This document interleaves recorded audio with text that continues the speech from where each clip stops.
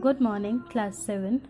Today we are going to start the very first chapter of English 1, that is sentences. What do you understand by a sentence? A sentence is a group of words. Now, what do you understand when I say group of words? Now, for example, if I write, when I write book is table on the.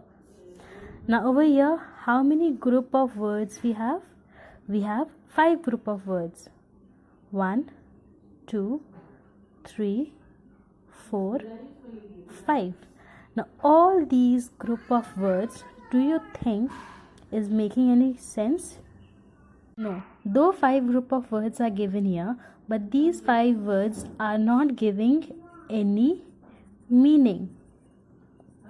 So, in order to make it a complete sense, we have to arrange these words in proper manner. So, book is on the table. Now, do you find this sentence meaningful? Yes, this sentence is giving you some idea, some thought. Thus, the definition of sentence says, a sentence is a group of words that makes complete sense by itself. Now, looking into the features of sentences.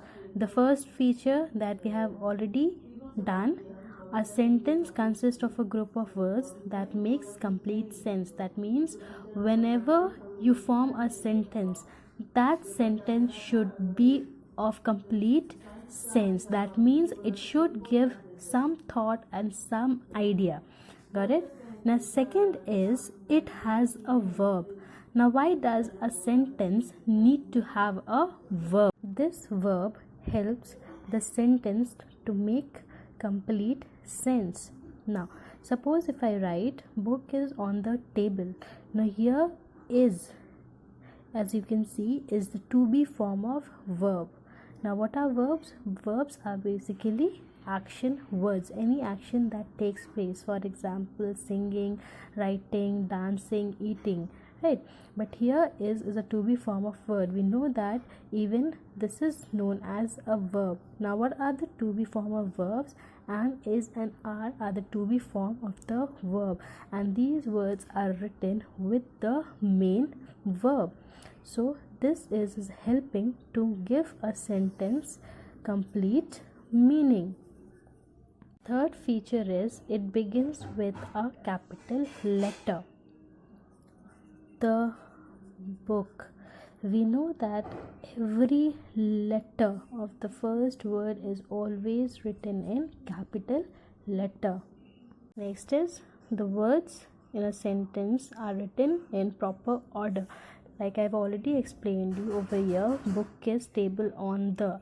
These are jumbled words, and when you arrange it, these group of words will give you some meaning. Point says that it has a subject and a predicate. Now what is a subject and predicate in a sentence? Subject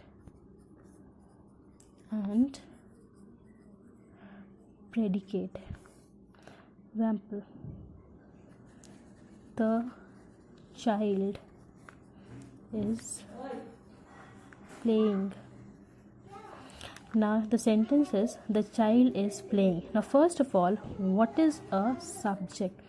A subject is what or who we are talking, and predicate are those words that tells about the subject. So in this sentence, the child is our subject. Why? Because we are talking about this child. And what we are talking about this child? That he is playing. So this is our predicate. Ram went to the market. Now what we are talking about, or who we are talking about? We are talking about Ram. That is our subject. And what are we talking about Ram? That he went to the market. So this is predicate. Sentence ends with either a full stop, a question mark, or an exclamation mark. We know that we need to put a correct punctuation in the end. Now note that the meaning of all sentences differ from each other. For example, if I write 5 types of sentences, now all those 5 types of sentences will give you different meanings. Got it? Now see, the cat drank the milk. Now this sentence states the fact, so full stop. Then where are you going? This is a question based sentence, so question mark. Then what a lovely weather.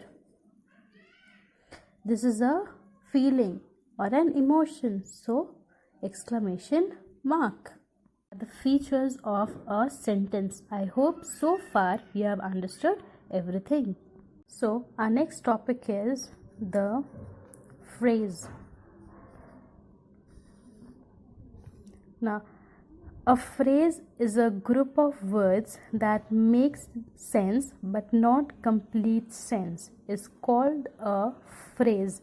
Now phrases are those group of words, though they have a meaning, though they have a meaning, but still the sentence is incomplete. For example, in the market, towards the end,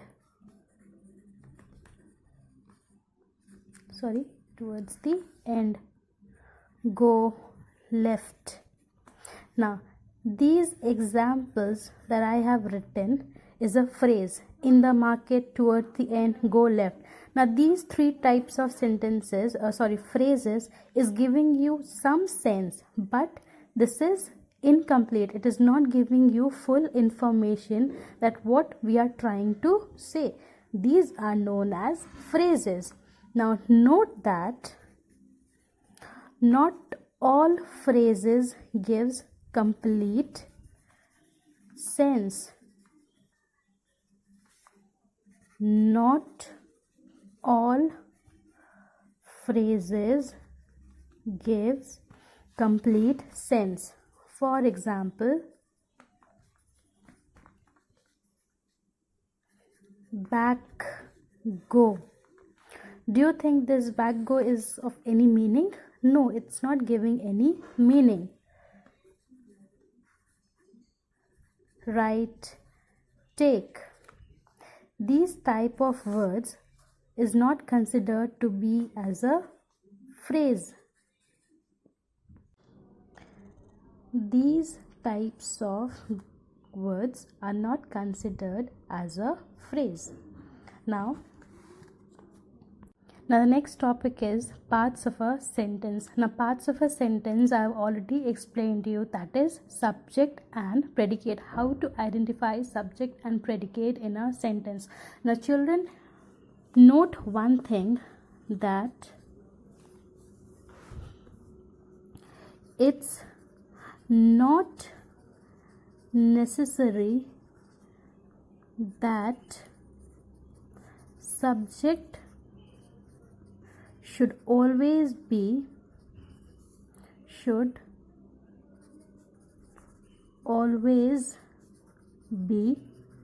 in the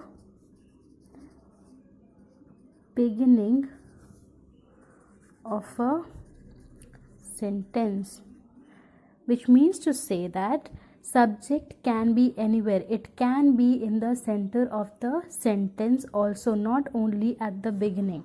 For example, I play cricket. Now here subject is in the beginning, right? See, how will I win the match? Now here we can see that I is in the center of the sentence, and how will win the match is predicate. It's not necessary that there can be only one predicate. There can be more predicate, or there can be more number of subject also. Got it?